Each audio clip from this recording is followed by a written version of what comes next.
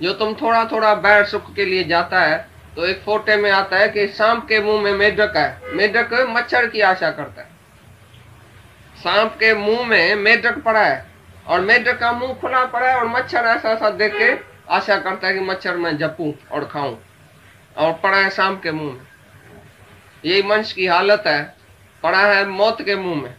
बीमारी, बुढ़ापा, मौत, दुख तो सामने है ही है, तो भी मच्छर की आशा करता है ये सुख भोगूं। बीमारी में मुआ पड़ा है तो मैं उठूंगा ना, पीछे सिनेमा में जाऊंगा, उठूंगा ना, पीछे ऐसा करूंगा, उठ के फिर दुकान में जाऊंगा।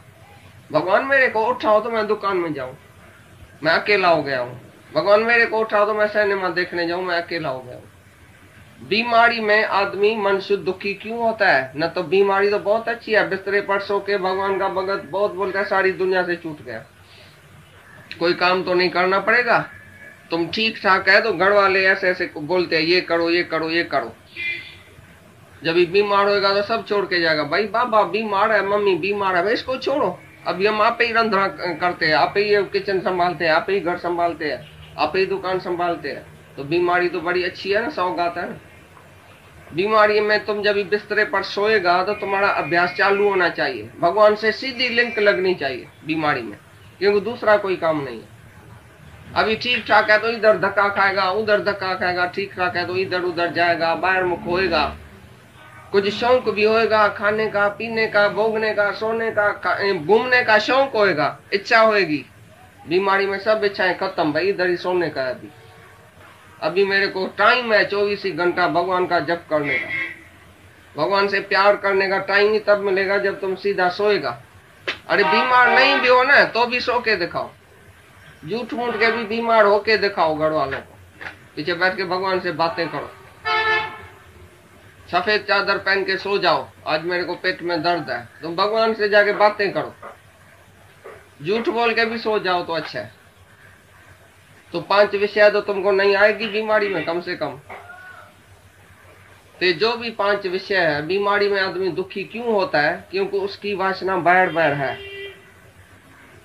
कोई माई जाके डिलीवरी करती है जब भी अस्पताल में, तो 10 दिन उधर सोना पड़ता है उसको। माई क्या बोलती है, 5 दिन में नर्स को बोलती है मेरे को घर में जाने दियो। भाई क्यों? मेरा बच्चा क्या करेगा, मेरा मर्द कैसे करेगा, उसको मैं पका के दूंगी, उसको मैं खिला के दूंगी, वो बच्चे को संभाल तो करूंगी। अरे बैठी तो होंगी घर में, इधर अस्पताल से मेरे को छोड़ो।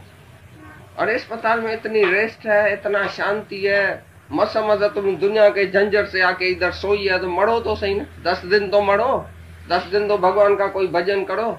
10 दिन के अंदर ही बोले नर्स डॉक्टर यानी हमको कब भी छुट्टी देगी, हम जल्दी घर जाए। जल्दी घर क्या करने का है? पड़ोस को बोलो और भी बेड दियो, मैं इधर ही सोया पड़ा हूँ। काय के लिए घर जाता है? क्या जाके करेगा घर में? तुमको सोना आता ही नहीं है, एकांत पसंद नहीं है, तुमको झमेला चाहिए सारा दिन। मैं ठीक हो जाऊं तो जल्दी जल्दी भागूं और दौड़ूं। एक टीबी का पेशेंट था, अस्पताल में पड़ा था मई में, तो सब आदमी उसके पास, जो शाहूकार थे उसके पास जाते थे। भाई टीबी पेशेंट्स को मैं बहुत ये दे के आता हूँ, फ्रूट ये वो जो चीज है उसको खाने के लिए। तो हमारे गुरु ने उससे पूछा कि वो जो जब भी टीबी का पेशेंट ठीक होएगा तुम्हारे फ्रूट खाने से या खाना खाने से, पीछे क्या करेगा? बोला जाके नौकरी पर लगेगा, बच्चे को संभालेगा, औरत के पास जाके बैठेगा। तो बोला इसी से अच्छा है कि वो टीबी पेशेंट ही रहे तो अच्छा है। पहले जब टीबी पेशेंट के पास तुम जाओ और जाके फ्रूट खिलाओ, तो पहले पूछना तुमको फ्रूट तो खिलाता हूँ, तुम ठीक होके मैं दुआ भी करता हूँ, तुम ठीक हो जाएगा, पीछे क्या करेगा? पहले उनसे पूछ के आओ। अगर वो बोले मैं ये जीवन भगवान को दूंगा तो उसको फ्रूट खिलाना, नहीं तो उसका फ्रूट चोरी करके आओ, नहीं खिलाओ तो अच्छा है। अगर वापस वो जाके औरत के साथ बैठेगा और बच्चा 2-4 और पैदा करेगा, अकेले हो गए, तुम चले गए सिनेमा में, 3 घंटा टांग नीचे करके साथ बैठ के सिनेमा देखती है, दिल का बीमार, और उसको तुम दुआ करेगा ये फलाना भगवान है इसको ठीक करना जल्दी, तो ठीक हो के क्या कहाँ जाएगी? जब उसको गुरु भी है अपना, तो बैठ के गुरु के रूम में उसको भक्ति करे ना, उसी से बातें करे ना। सिनेमा में क्यों जाते हैं कोई भी? क्योंकि विषय अंदर पड़ी है। किसी भी गुरु ने उनकी विषय नहीं निकाली, और सच्चा गुरु पहले ही बोलता है विषय का विषय सब विषय समान त्यागो। जहां जहां तुम्हारा मन बाहर भागता है, बाहर सुख ढूंढता है, तुम अकेला बैठ नहीं सकता है, अकेला सो नहीं सकता है, इसका मतलब है तुम्हारा ध्यान समाधि लगा ही नहीं है, भगवान से प्यार ही नहीं हुआ है तुम्हारा। अगर बीमारी में किसको भगवान भूल जाता है तो उसका भगवान से प्यार नहीं हुआ है। जिसका भगवान से प्यार है वो जब अकेला बैठता है, सो जाता है, बस भगवान और वो, बाकी सारी दुनिया बीच में घूम। तो बोलता है विषय सब विषय समान त्याग, इसका मतलब है कि कहाँ भी बाहर मुख, जहां जहां तुमने मजा लिया है, जहां जहां तुम सुख देखता है, बाहर सुख है, उधर तुम दुख समझो। भाई ये खुशी नहीं है, ये सुख नहीं है, ये तो दुख है। सुख मांगे तो दुख आगे आवत है। जिस जिस चीज में तुमने सुख देखा था, इसमें सुख है, उसमें सुख है, उसी से वापसी में दुख ही मिलेगा। एक आना सुख 15 आना दुख। जो सुख अभी तुमको अमृत समान लगता है उसकी एंड जहर है। वो तमोगुणी सुख है, रजोगुणी सुख है जो विषय विकार से आता है। जो सतोगुणी सुख है वो भगवान के भक्ति से आता है, परमात्मा के प्यार से जो सुख आता है, जो सत्संग में तुम बैठते हैं सुख मिलता है, ये सतोगुणी सुख है। विषय विकार से जो सुख आता है वो रजोगुणी। नींद आलस्य से जो सुख आता है वो तमोगुणी। तो जो भगत है वो सात्विकी सुख में रहता है, हमेशा अपने अंदर वाले सुख में रहता है। जहां भी बैठता है एकांत में अपने अंदर शांत मौन हो जाता है। जिसको विषय विकार नहीं है, जिसने विषयों को जीता है, उसके अंदर शांति प्रकट होती है, एकाग्रता हो जाती है। नहीं तो मन एकाग्र होएगा ही नहीं, इधर भागेगा उधर भागेगा, बंदर की तरह। जैसे वो मच्छर की आशा रखता है, जैसे तुम्हारा मन है, तुम्हारा ये शरीर है मसाने में, आधा मसाने में पड़ा है अभी, तो भी तुम बोलता है ये तो करूं, ये तो करूं, कमाऊं तो सही, इकट्ठा तो करूं, उसको तो दूं, ऐसा तो करूं, ये तो सुख लूं, ये तो सुख लूं। तो सुख में ही तुम्हारी वृत्ति है अभी तक, सुख बुद्धि है। जब तुम पैसे को सच समझता है, बेटे को सच समझता है, दुनिया को सच समझता है, तो तुम्हारी सुख बुद्धि है अभी तक। तो बोलता है जिसको विषय जहर समान है वो अमृत पीता है अभी। अभी अमृत कौन सा है, वो गुण बताता है। तो ये गुण तुम अपने में धारण करेगा तो तुम्हारे अंदर अमृत जैसा जो शांति मिलेगी, आनंद मिलेगा। थोड़ी छोड़ा है, खाना भी खाता है, घूमता भी है, फिरता भी है, पहनता भी है, क्या नहीं करता है ऋषि गुणी। तो बोलते हैं विषय जो है वो जब शरीर कोई मर जाए तो विषय छूटे, बाकी जब तक शरीर है तब तक आंख से देखेगा भी जरूर, कान से सुनेगा भी जरूर। तो भाई ये जो संत ऋषि मुनि है उसने थोड़ी विषय छोड़ी है, बाहर से पूछता है सवाल।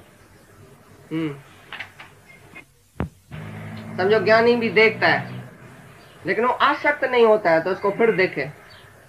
तुमने किसको देखा रास्ते में, कोई चीज देखा सुंदर, कोई लड़की देखा, तो तुम पिछाड़ी तक देखता है, फिर दूसरे वाली आंख बोलती है वो फिर देखे सड़ू, फिर तीसरा वाली बोलेंगी फिर देखे, ये हुआ आसक्ति। और ज्ञानी सैर करते करते सारी दुनिया को देखता भी है लेकिन किसमें अटकता नहीं है। जैसे तुम कैमरा में अंदर रोल डाल के और ऐसा ऐसा करो, सबको देखो, फोटा नहीं होगा, जब टिक करेगा तभी फोटा निकलेगा। तो तुम सारी दुनिया को जाके देखो, लेकिन जिसको दूसरा वाली देखने की इच्छा होती है ये तुम्हारी आसक्ति है। दूसरा वाली मिलने की इच्छा होती है, मैं फिर मिलूं, मैं फिर देखूं, मैं फिर खाऊं, आइसक्रीम तो बड़ी अच्छी थी, फलानी होटल की आइसक्रीम बड़ी अच्छी थी, फिर भाई चलो, फिर चलो, रोज बोलेगा फिर चलो।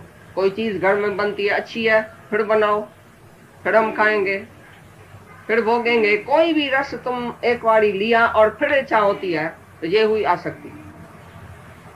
भाई ऋषि मुनि ने भी सब ये जो है विषय वो भोगते हैं, विचरते हैं विषय में, तो भी उसमें आसक्ति नहीं है कि फिर देखो। वो अपने आनंद में रहता है, क्योंकि ये शरीर है, शरीर में विषय रहेगी, शरीर में विकार भी रहेगा, लेकिन वो विकारों सहित देही नहीं है। प्रारब्ध अनुसार अगर ज्ञानी के सामने भी कोई सुख भोग आ भी गया, प्रवृत्ति में उसकी समझो प्रारब्ध है राजा जनक की, तो बाहर से वो सुख देखता भी है। 36 प्रकार का भोजन आके रखा है, तुम देखेगा राजा तो बड़े आनंद में बैठा है, मजे में बैठा है, 36 तो कटोरी बाजी की रखी है आगे। तो तुम जल के आएगा तो हम तो दाल रोटी खाता है, मुआ तब भी काम क्रोध होता है। और ऐसे राजा को 36 प्रकार की कटोरियां आगे रखी है, और तो भी इसको कामना नहीं होती होगी। चांदी के बर्तन में सोने बर्तन में खाता है राजा जनक। तुम भाजी फुल्का खाता है तो भी तुमको कामना होती है, और वो 36 प्रकार का भोजन खाता है, लेकिन आसक्ति नहीं है कि मैं खाता हूँ।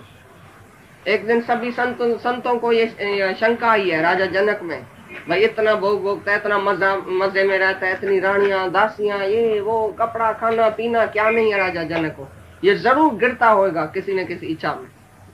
तो सभी संतों को बोला हमारे पास आके खाना खाना।